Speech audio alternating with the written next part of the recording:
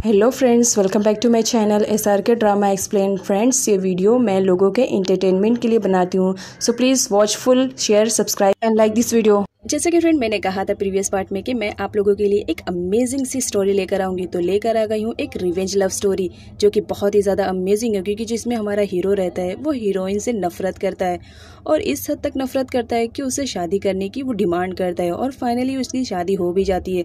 लेकिन after marriage वो उसको बहुत ज़्यादा टॉर्चर करता है, जिसकी वजह से हमारी हीरोइन बहुत ज़्यादा हर्ट होती है और फाइनली यहाँ पर हमारी हीरोइन डिसाइड करती है कि वो उसे छोड़कर चली जाएगी। तभी हमारे हीरो को रियलाइज होता है कि वो तो उस लड़की से प्यार करने लगा है। वो उसे रोकने की कोशिश करता है, लेकिन बहुत ज्यादा देर हो चुकी थी, क्योंकि हीरोइन ने डिसाइड कर लिया था कि वो उसे छोड़कर जाएगी। तो देखते हैं इस ड्रामे में क्या हमारे हीरो को हमारी हीरोइन मिल पाती है या नहीं। यहाँ पर मॉर्निंग का सीन दिखाया जाता है, जहाँ पर नियोंग और कॉन्ग दोनों एक ही बेड पर सोए हुए रहते हैं। कॉन्ग उठता है और नियोंग के फोरहेड पर किस कर लेता है। यहाँ पर कॉन्ग दिल ही दिल में सोचता है कि मैं ये सब तुम्हारे साथ नहीं करना चाह रहा था, लेकिन मैं क्या करूँ, मेरी मजबूरी है, मैं तुम्हें खोने से डरता हूँ। तभी नियोंग की आँख खुल जाती है। वो कॉन्ग को बोलती है कि तुमने मेरे साथ गलत किया। यहाँ पर जो हमारा कॉन्ग रहता है वो बोलता है कि मुझे पूरा राइट्स है, क्योंकि मैं तुम्हारा हस्बैंड हूँ। नियोंग गुस्सा कर रही होती है और कहती है कि मैं तुमसे जितना दूर जाने की कोशिश कर रही हूँ, तुम मुझे अपने करीब उतना ही ला रहे हो।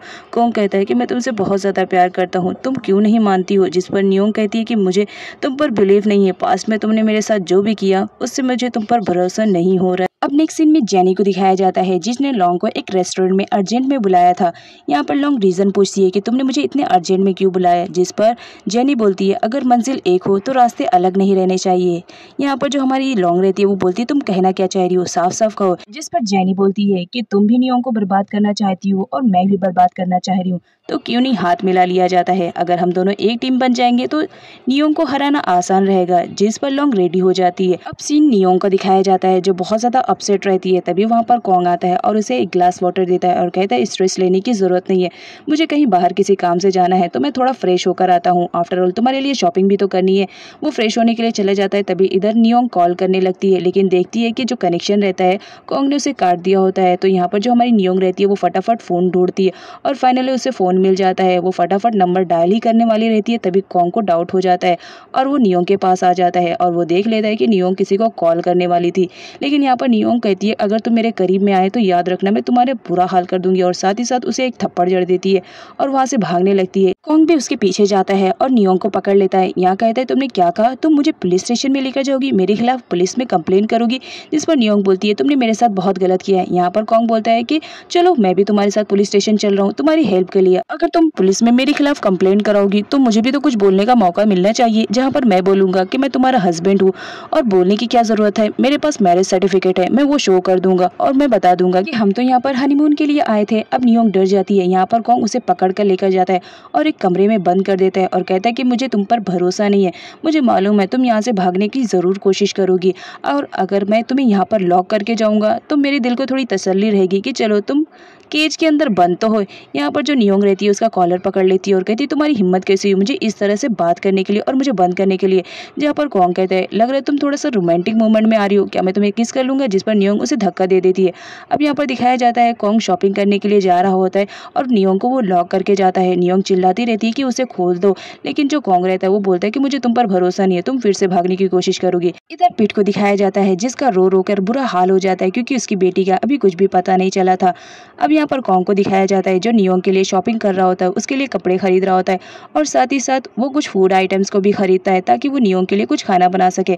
अब यहाँ पर वो जा ही रहा होता है, तभी उसकी कार की टक्कर तौर से लग जाती है। वो उसे सॉरी बोलने के लिए विंडो ओपन करता है तो देखता है कि तौर है। अब यहाँ पर वो तौर को देखते ही वहां से भागने लगता है। तौर भी उसका पीछा करता है, लेकिन नाकाम रहता है, क्योंकि जो हमारा कॉन्ग रहता है वो दूसरे डायरेक्शन में चला जाता है। लॉन्ग रत्ना के पास आती है और उसे सब कुछ बता देती है कि उसने जेनी के साथ हाथ मिला लिया है।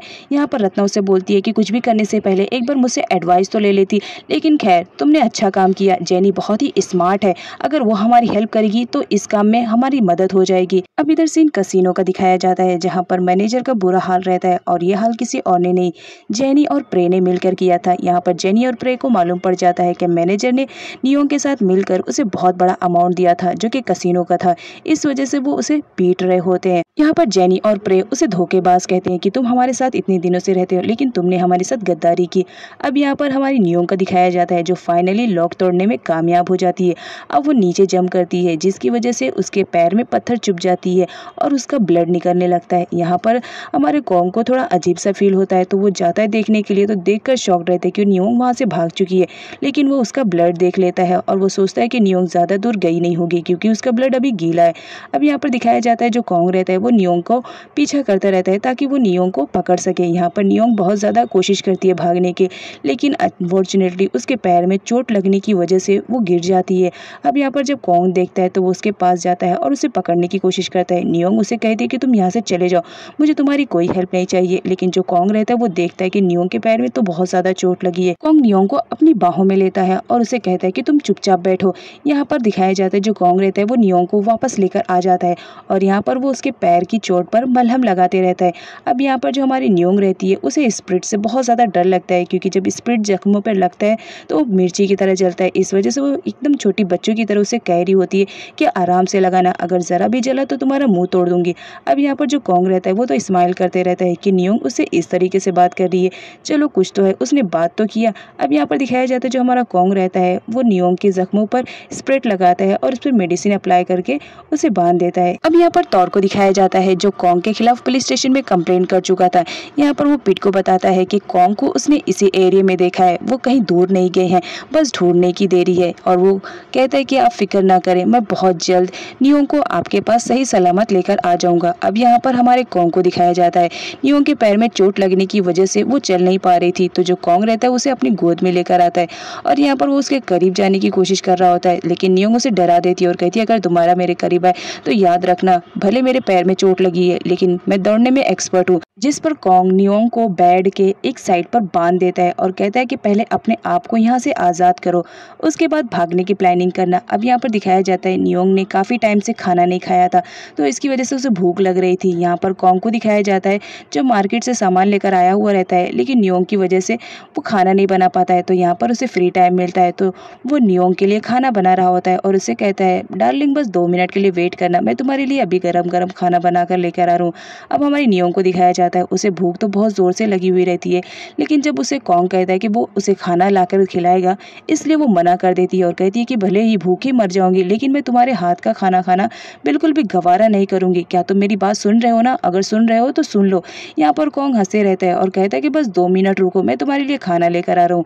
अब यहाँ पर कॉन्ग को दिखाया जाता है जो खाना लेकर आ चुका होता है, तभी वो कहता है कि मैंने कुछ और भी बनाया है। वो दोबारा जाता है और सामान लेकर आता है। यहाँ पर हमारी नियोंग को तो भूख बहुत जोर से लगी हुई रहती है, लेकिन वो कॉन्ग के हाथों खाना नहीं चाह रही होती है, जिस पर कॉन्ग बोलता है तुम्हारी मर्जी, लेकिन एक बात बोलूँ, ये जो मैंने खाना बनाया है ना बहुत ही ज़्यादा डिलीशियस और टेस्टी है, अगर तुम खाना चाहोगी तो मैं तुम्हें खिला सकता हूँ। नियोंग बोलती है कि मुझे तुम्हारे हाथ का तो बिल्कुल नहीं खाना है, भले ही भूखी मर जाऊँ चलेगा मुझे। अब यहाँ पर कॉन्ग को दिखाया जाता है वो नियोंग को किसी भी हाल में खाना खिलाना चाह रहा होता है क्योंकि काफ़ी टाइम से उसने खाना नहीं खाया था। तो यहाँ पर जो कॉन्ग रहता है वो आइडिया लगाता है, यहाँ पर वो खाना खाता है और खाने की बहुत ज़्यादा तारीफ़ करता है और कहता है कि ये बहुत ही ज़्यादा डिलीशियस है, तुम इसे ना खाकर पछताओगी। अब यहाँ पर जो हमारी नियोंग रहती है उसकी भूख तो डबल बढ़ जाती है। अब यहाँ पर कॉन्ग बोलता है कि मैंने सूप भी बनाया है, बहुत ही ज़्यादा टेस्टी है, और वो नियोंग को दिखा कर सारे सूप वगैरह को खा रहा होता है। अब नियोंग जो कि भूखी बहुत ज़्यादा रहती है और उसके सामने खाना रखा रहता है, तो वो कॉन्ग की बात पे बोलती है ठीक है मुझे खाना खिला दो, मुझे बहुत ज़ोर से भूख लगी है। कॉन्ग बोलता है तुम्हें खाना खाना है, तुमने क्या कहा, एक बार ज़रा ज़ोर से बोलो, शायद मुझे सुनाई नहीं दिया। यहाँ पर नियोंग बोलती है कि मुझे भूख लगी है, क्या प्लीज़ मुझे खाना मिलेगा। कॉन्ग बोलता है थोड़ा और लाउड बोलो। नियोंग बोलती है मुझे भूख लगी है, मुझे खाना चाहिए। जिस पर कॉन्ग बोलता है अब बात आई ना, चलो ठीक है मैं तुम्हें खाना खिला रहा हूँ। बट यहाँ पर कॉन्ग को दिखाया जाता है वो खाना खिलाने के लिए एक कंडीशन रखता है और कहता है कि जब भी मैं तुम्हें खाना खिलाऊंगा तो बदले में तुम्हें मुझे किस करना पड़ेगा। अब नियोंग के पास कोई ऑप्शन नहीं रहता है, उसे भूख लगी रहती है और खाना खाना रहता है, इस वजह से वो जितनी भी बाइक खाना खाती है उतनी ही टाइम उसे कॉन्ग को किस करना पड़ता है। अब यहाँ पर जो कॉन्ग रहता है वो नियोंग के साथ टाइम स्पेंड करता है और उसे बहुत अच्छा लग रहा होता है। वो बार बार बाइक देता है और उसे कहता है कि तुम्हें मुझे पहले किस करना पड़ेगा। यहाँ पर वो सूप भी पिलाने वाला रहता है, लेकिन कहता है कि सूप पिलाने से पहले तो मुझे मेरा पेमेंट तो मिलना चाहिए, चलो मुझे किस करो। करो। नियोंग को ना चाहते हुए भी उसे किस करना पड़ता है। अब यहाँ पर रत्ना को दिखाया जाता है जिसे मैनेजर के बारे में सब पता चल जाता है, तो वो उस पर गुस्सा कर रही होती है और उससे पूछती है कि तुम्हें मालूम है कौन कहाँ पर है। लेकिन मैनेजर साफ मना कर देता है और कहता है कि मुझे मालूम नहीं कौन कहाँ पर है। तभी तौर का कॉल आ जाता है। नियोंग कहती है इसका कॉल रिसीव करो, लेकिन याद रखना तुम ये मत बताना कि मैं यहाँ पर हूँ। यहाँ पर तौर मैनेजर से पूछता है क्या नियोंग वहाँ पर आई है, जिस पर वो बोलता है कि नियोंग का अभी कुछ भी पता नहीं है, वो यहाँ पर नहीं आई है। इस वजह से तौर बहुत ज़्यादा परेशान रहता है कि पता नहीं कौन नियोंग को कहाँ पर लेकर चला गया है। वो फ़ोन को कट कर देता है। अब यहाँ पर रत्ना को दिखाया जाता है जो बहुत ही गुस्से में रहती है और ऑफिस के सामान को तोड़ फोड़ कर रही होती है और गुस्सा कर रही होती है कि पता नहीं कौन खामखा उस लड़की को लेकर कहाँ पर चला गया। इधर पीठ को दिखाया जाता है जिसका रो रो कर बुरा हाल रहता है कि 2 दिन हो गए हैं, पता नहीं उसकी बेटी किस हाल में होगी और कौन उसे कहाँ लेकर गया होगा। अब नेक्स्ट सीन में तौर को दिखाया जाता है जो एम से कॉल पर बात कर रहा होता है। क्या तुम्हें कुछ भी इन्फॉर्मेशन मिली नियोंग के बारे में, जहाँ पर वो उसे बताती है कि मुझे तो कुछ भी नहीं मालूम पड़ा और ना ही नियोंग का कॉल आया जो मैं तुम्हें बता सकूं। तभी उसी वक्त यहाँ पर टीन आ जाता है और उसे कहता है कि तुम्हें इम्पोर्टेंट काम करना पड़ेगा। अब यहाँ पर जो कॉन्ग और नियोंग नहीं है तो उनका काम भी तुम्हें ही करना पड़ेगा। यहाँ पर दिखाया जाता है जो हमारी इम रहती है वो अब वहाँ की मैनेजर बन चुकी हुई होती है, तो वो पूरा अमाउंट टोटल कर रही होती है कि कसिनो का कितना प्रॉफिट हुआ और वो सारे अमाउंट को रख रही होती है। तभी वहाँ पर लॉन्ग आ जाती है और वो चुपके से उन लोग का पासवर्ड देख लेती है कि आखिर क्या पासवर्ड है। लेकिन यहाँ पर जब इम आती है उसे कहती है कि तुम यहाँ पर क्या कर रही हो, तो लॉन्ग बहाना बनाने लगती है और कहती है कि मैं तो यहाँ से गुजर रही थी, बस तुम्हें देख लिया तो सोचा तुमसे हाय कर लूँ। यहाँ पर जो टिन रहता है वो बोलता है इससे पहले तो तुम कभी हाय करने के लिए नहीं आई हो, आज सूरज कहाँ से निकल गया जो तुम्हें हाय करने की ज़रूरत पड़ गई। अब नेक्स्ट सीन में हमारे कॉन्ग को दिखाया जाता है जो रात के सीन में नियोंग के पास बैठा हुआ रहता है और उसने उसके हाथ को बांध दिया होता है ताकि नियोंग कहीं भाग ना पाए। अब यहाँ पर कॉन्ग नियोंग से बातें करना चाह रहा होता है, लेकिन नियोंग का तो मूड पूरा ऑफ रहता है। वो कॉन्ग को बोलती है कि तुमने मेरे साथ अच्छा नहीं किया, एक तो तुम मुझे ज़बरदस्ती यहाँ पर लेकर आए हो, ऊपर से मुझे कैद किया हुआ है।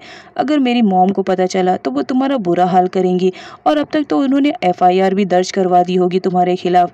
अब यहाँ पर कॉन्ग बोलता है कि मुझे कुछ भी फ़र्क नहीं पड़ता है, तुम मेरी वाइफ हो, बस मुझे इतना मालूम है दुनिया क्या करती है और क्या कहती है मुझे बिल्कुल भी फ़र्क नहीं पड़ता है। अब यहाँ पर हमारी नियोंग को दिखाया जाता है हाथ बंधे होने की वजह से वो सही से सो नहीं पा रही होती है क्योंकि उसके हाथों में दर्द होने लगा था। यहाँ पर देखती है कि कॉन्ग सोया हुआ है तो वो उठती है और वहाँ से भागने का डिसाइड करती है, लेकिन वो पहले चेक करने के लिए जाती है कि कॉन्ग सो तो गया है। वो जाती है तो वो श्योर हो जाती है कि फाइनली यहाँ पर कॉन्ग सो गया है। वो गेट ओपन ही करने वाली रहती है तभी कॉन्ग उठ जाता है और उससे कहता है कि तुम यहाँ से भागना चाह रही हो तो बताओ मैं तुम्हारी क्या हेल्प कर सकता हूँ। यहाँ पर जो हमारी नियोंग रहती है वो बोलती है कि मुझे तुम्हारी हेल्प की ज़रूरत नहीं है और वापस से बेड पर आ जाती है और सोने लगती है। अब यहाँ पर जो कॉन्ग रहता है उसे डर लगा रहता है कि नियोंग कहीं भाग न जाए, इस वजह से वो पूरी रात जगता ही रहता है। अब हमारी नियोंग को दिखाया जाता है काफ़ी देर के बाद वो सो जाती है।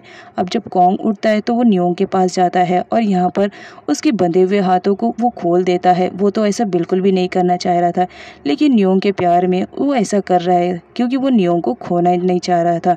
अब यहाँ पर दिखाया जाता है जो हमारी नियोंग रहती है वो तो जगते रहती है, वो तो सोचकर शॉक्ड में रहती है कि इसने तो पहले मुझे इतना कैद किया, मेरे हाथों को बांधा और अब मेरे हाथों को ये खुद ही खोल रहा है, क्या बात है। तो फ्रेंड्स आगे की वीडियो और भी ज़्यादा इंटरेस्टिंग और अमेजिंग है, तो प्लीज़ उसे देखने के लिए मेरे चैनल को सब्सक्राइब कर दीजिए।